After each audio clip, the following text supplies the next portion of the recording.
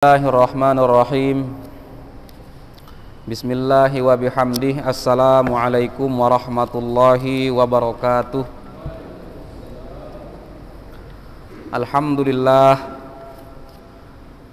Alhamdulillahi rabbil alamin. Wassalatu wassalamu ala ashrafil anbiya'i wal mursalin wa ala alihim wa sahbihim ajma'in. Rabbi shrah li sadri wa yassir li amri wahlul 'uqdatam min lisani yafqahu qawli, amma ba'du. Al hadirun wal hadirat jemaah i'tikaf Masjid Besar At-Taqwa Fancor rahimakumullahu jami'an.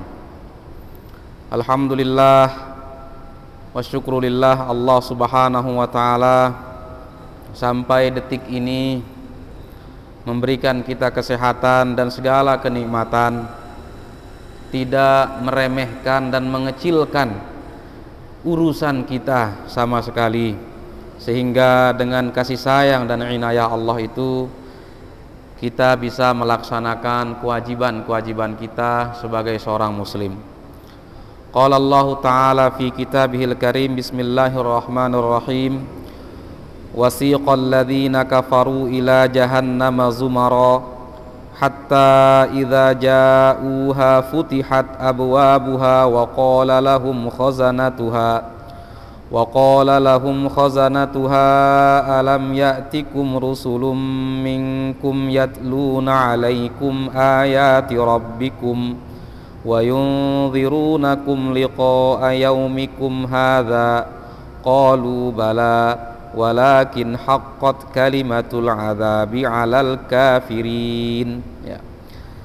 Pada ayat sebelumnya, ya, peristiwa-peristiwa pada hari kiamat Allah Subhanahu wa taala sampaikan kepada kita, kepada siapapun yang membaca Al-Qur'an, kepada sahabat Nabi dulu ketika ayat itu diturunkan secara umum, bahwa akhir daripada dunia ini ditandai dengan tiupan sangkakala, entah itu 3 kali maupun 2 kali. Tiupan yang kedua atau yang ketiga itu untuk membangkitkan semua kita. Pada akhir cerita, umat manusia akan terbelah menjadi 2 golongan. Ada yang siqo, itu diantarkan secara kasar, secara keras, itu digiring orang-orang yang kafir itu ila jahannam, kepada jahannam, kepada neraka jahannam, berombong-rombongan. Az-zumar itu maknanya rombongan-rombongan, ya. Sampai ketika orang-orang kafir itu mendekat ke neraka atau ke jahannam, futihat abwabuha, ya. Jadi pintu neraka, pintu surga itu dibukakan, terbuka untuk mereka, ya. Baru kemudian disampaikan kepada mereka, bukankah utusan-utusan telah dikirimkan kepadamu untuk membacakan ayat-ayat Allah kepadamu? Utusan-utusan Allah itu juga yunzirunakum, sudah memberikan peringatan kepada engkau semua, liqa'a yaumikum hadza, terkait dengan peristiwa hari ini.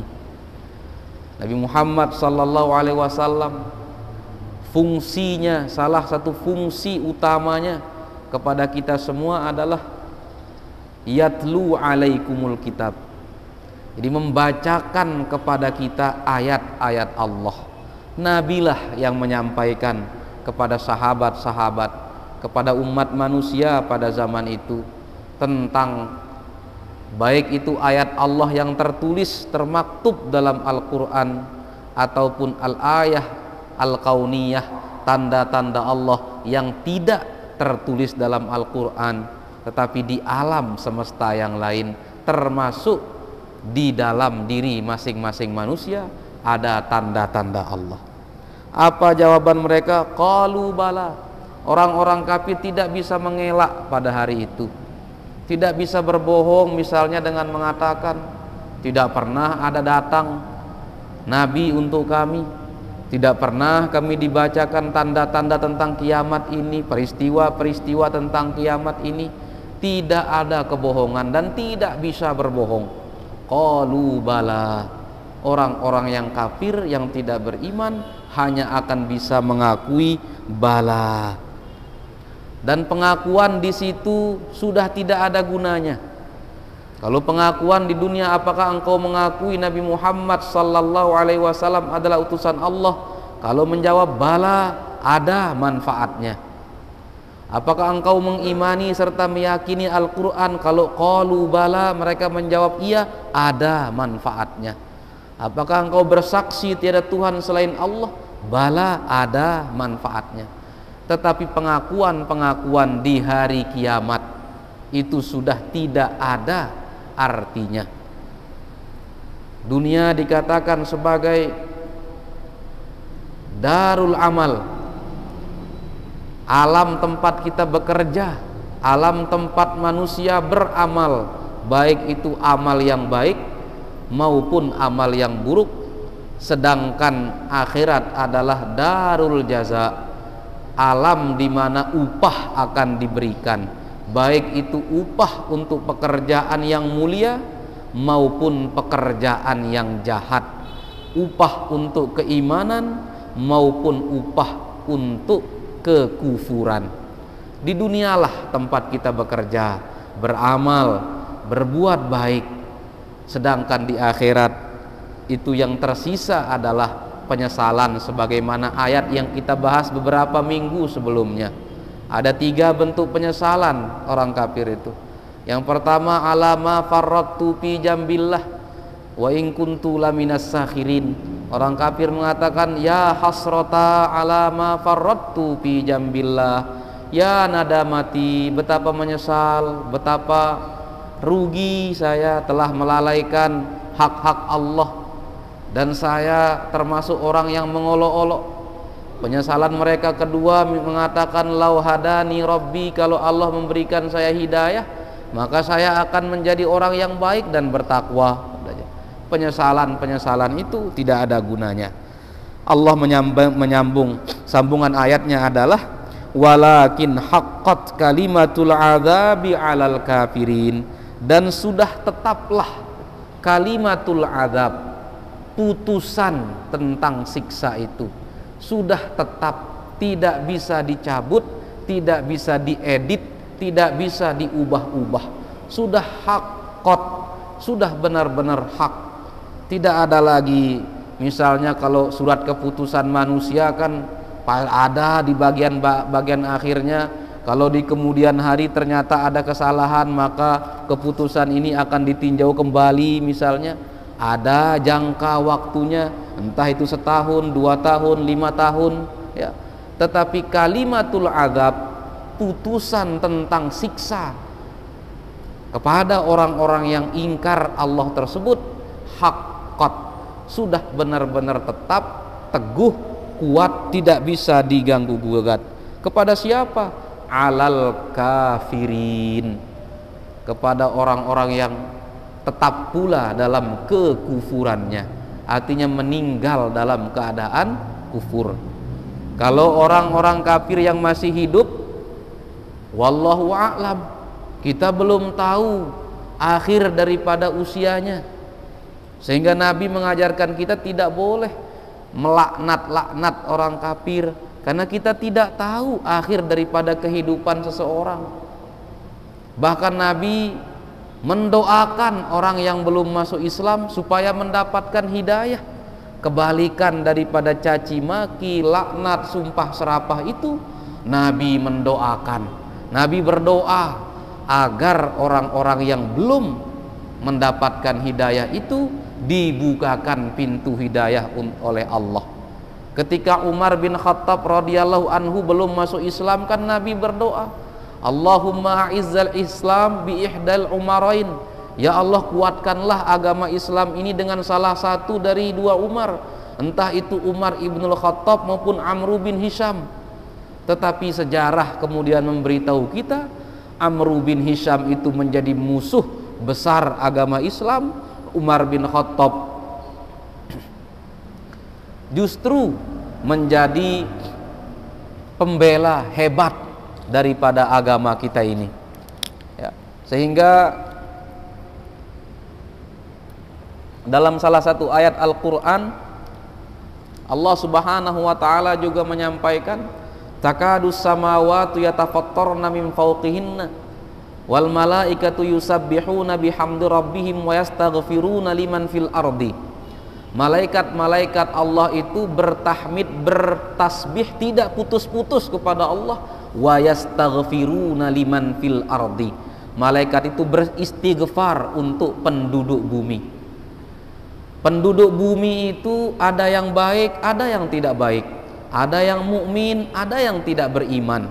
Maka istighfar malaikat itu untuk yang beriman adalah supaya dosa-dosa kita diampuni dan ditutupi oleh Allah. Malaikat beristighfar untuk penduduk bumi.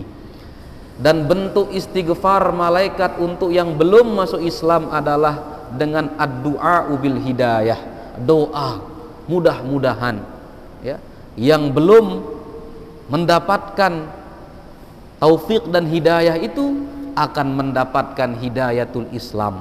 Itulah doa yang boleh dipanjatkan oleh orang Islam terkait dengan orang-orang yang belum masuk Islam, kecuali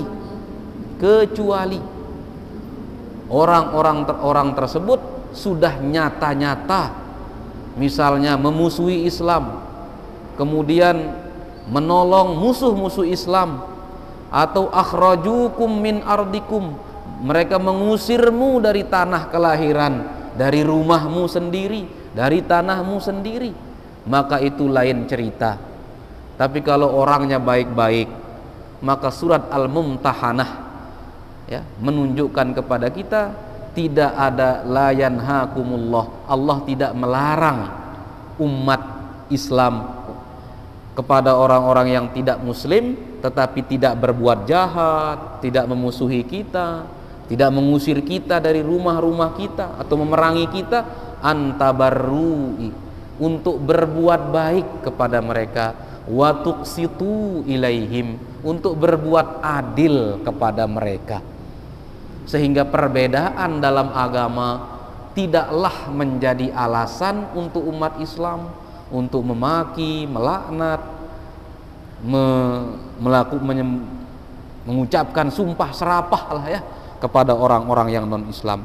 Qila dakhulu abwaaba jahannam khalidina fiha, dikatakan kepada orang-orang kafir ketika mendekat ke pintu neraka itu, udkhulu abwaaba jahannam, masuklah ke neraka, masuklah ke neraka, khalidina fiha, kekal di sana selamanya, ya, fabi'sa mathwal mutakabbirin, ya, seburuk-buruk tempat kembali orang-orang yang sombong itu adalah jahanam. Sekali lagi Al-Quran menyebutkan mereka sebagai mutakabbir, orang yang sombong.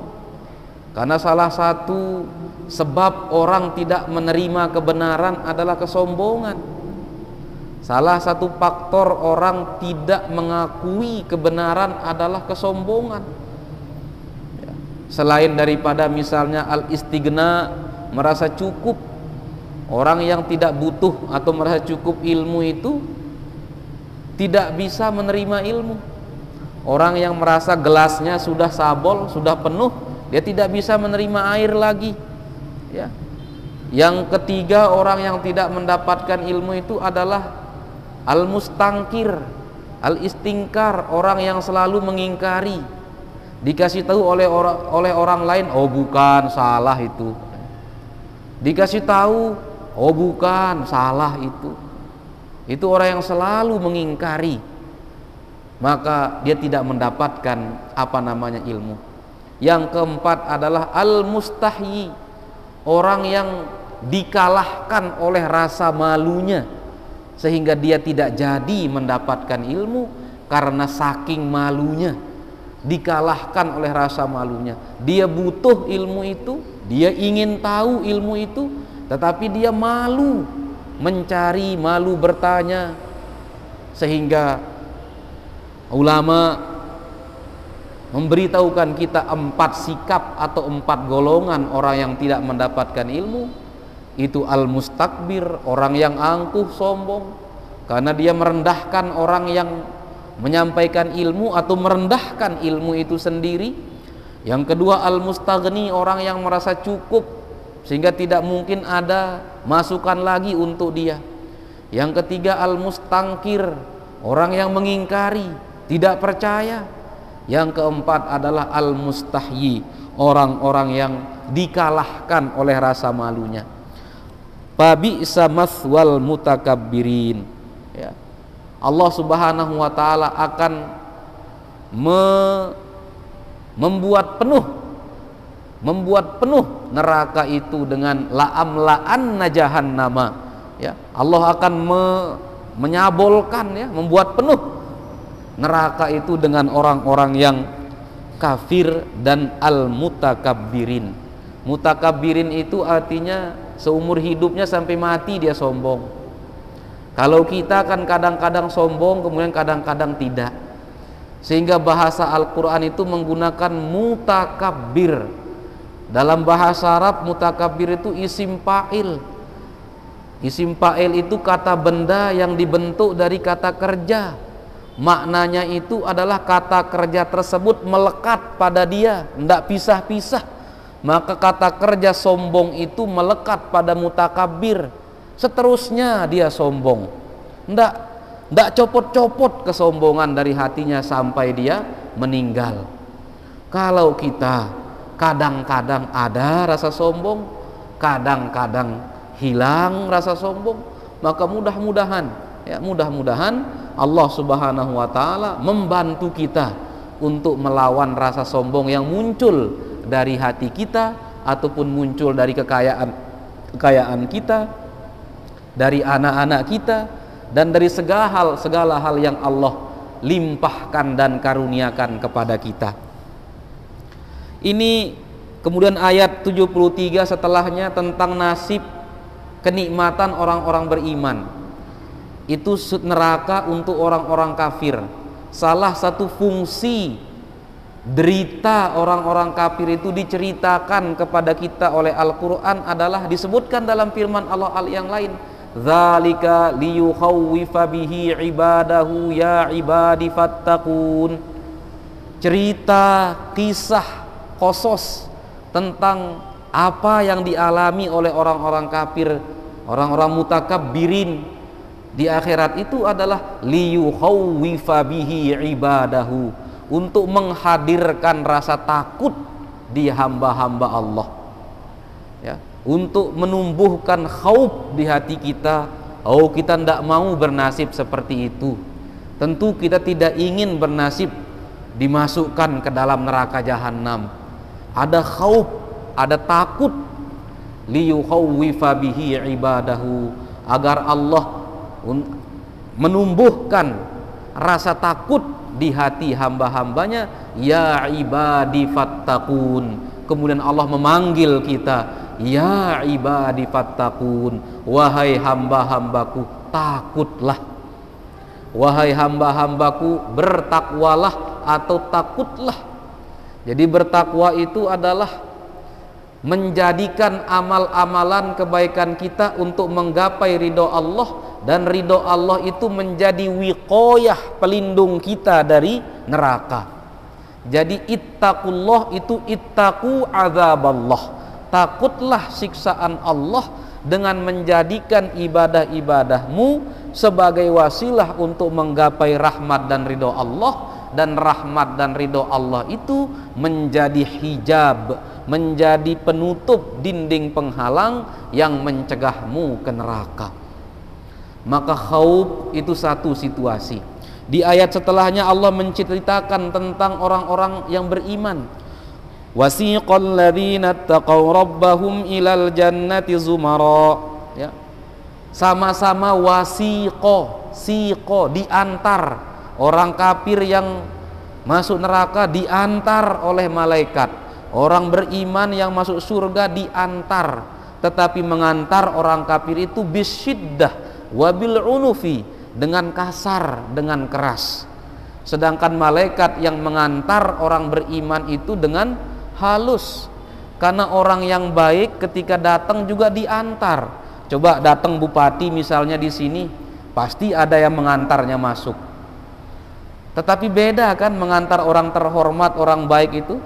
Penjahat yang masuk penjara juga diantar oleh polisi ke penjara. Tetapi cara mengantarnya, cara menemaninya beda. Penjahat itu digiring dengan kasar. Kalau orang terhormat itu kita siapkan jalannya, ya, kita tuntun tangannya dengan lembut dan penghormatan. Malah kalau ada orang terhormat datang orang baik terus ndak ada yang nyambut, ndak ada yang nganter, ya, itu kan lain adab ataupun etikanya.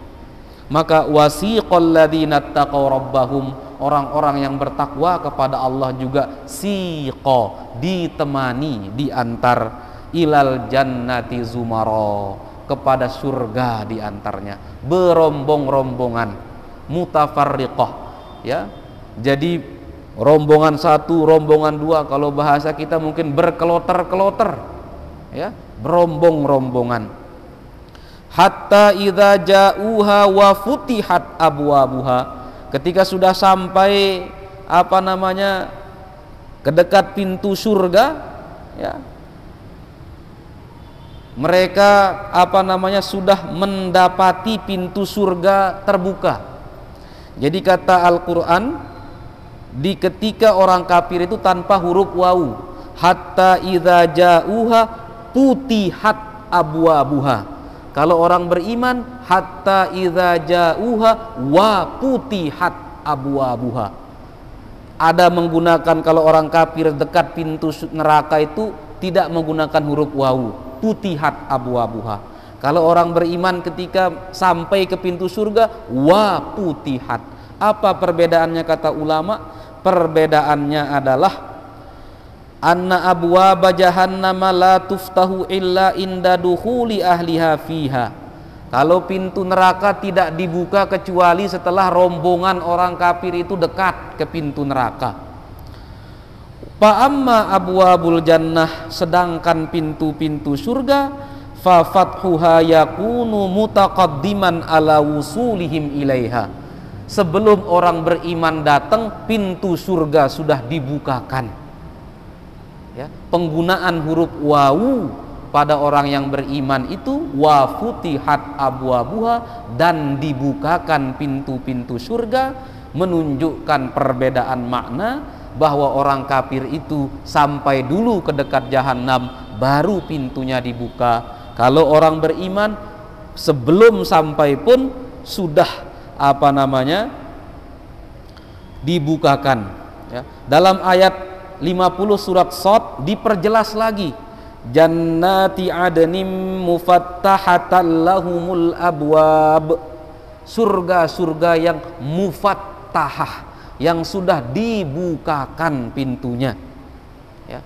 Kalau kita gambarkan sesuatu yang nikmat itu, kalau kita lihat dari jauh saja sudah menghadirkan kebahagiaan, ya. Sebelum kita benar-benar sampai ke dalam taman itu, melihat dari jauh saja pintu gerbangnya terbuka dan kita lihat sebagian isi dalamnya, sudah melahirkan kebahagiaan. Orang beriman juga dalam ayat yang lain lebih jelas lagi, jannati adnim mufattahatan lahumul abwab, surga-surga yang mufattahah, dibukakan, lahum untuk mereka, al abwab, pintu-pintu surga tersebut. Ya. Yang ketiga, ya, yang pertama berombong-rombongan, kemudian pintu surga dibukakan lebih dulu. Yang ketiga, wa qala lahum khazanatuha salamun alaikum tibtum fadkhuluha khalidin. Malaikat-malaikat penjaga surga mengucapkan ucapan ini kepada calon-calon penghuni surga yang sebentar lagi mau masuk. Yang pertama, salamun alaikum, yadullu ala annahum yubasyirunahum bisalamah min kullil afat. Salamun alaikum itu keselamatan untukmu. Artinya apa? Malaikat itu memberikan kabar gembira kepada calon penghuni surga itu, salamun alaikum, selamat daripada al-afat. Tidak ada cacat orang beriman yang sudah diputuskan masuk surga.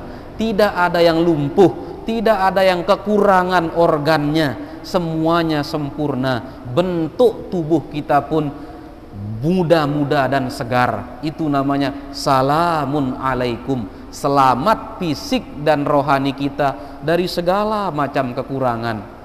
Dalam sebuah hadis kan Nabi pernah menyampaikan bahwa al-jannah la tadkhuluha ajuzun. Nabi bercanda kepada seorang ibu-ibu yang bertanya, apakah saya masuk surga? Nabi menjawab, oh, surga itu tidak dimasuki oleh orang yang tua-tua. Ibu-ibu ini menangis berlari, sehingga Nabi mengutus para satu sahabat, kejar dia, maksud saya hiya la tadkhulul jannata wa hiya ajuzah. Dia tidak masuk surga dalam keadaan tua, dia akan segar seperti segarnya orang muda. Doa yang kedua dari malaikat adalah tibtum min danasil ma'asi wa tahurtum min khubusil khataya. Engkau suci dari kotoran-kotoran, dari kesalahan-kesalahan, dari maksiat-maksiat. Bersih sudah. Begitu masuk surga itu bersih. Karena tidak ada pelaku maksiat yang masih ada bekas maksiatnya masuk surga. Ketika masuk surga sudah bersih daripada kotoran-kotoran.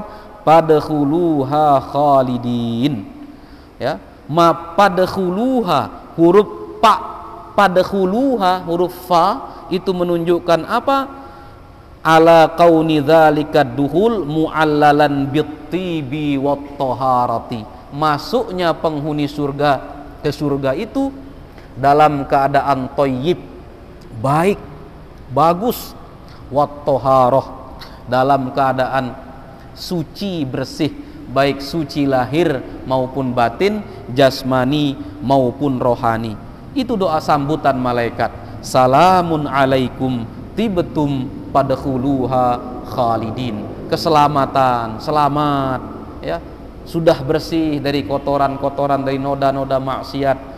Fadkhuluha khalidin, surga adalah tempat mulia yang dimasuki oleh orang-orang yang mulia dalam keadaan mulia. Wa qalu alhamdulillahilladzi shadaqana wa'dahu wa awrathanal arda natabawwa'u minal jannati haitsu nasha. Ini jawaban orang yang beriman. Apa jawaban orang yang bertakwa saat itu? Alhamdulillahilladzi shadaqana wa'dah. Segala puji bagi Allah yang telah menepati janjinya. Karena Allah dalam surat Fussilat misalnya berjanji, alla takhafu wa la tahzanu wa abshiru bil jannati allati kuntum tu'adun.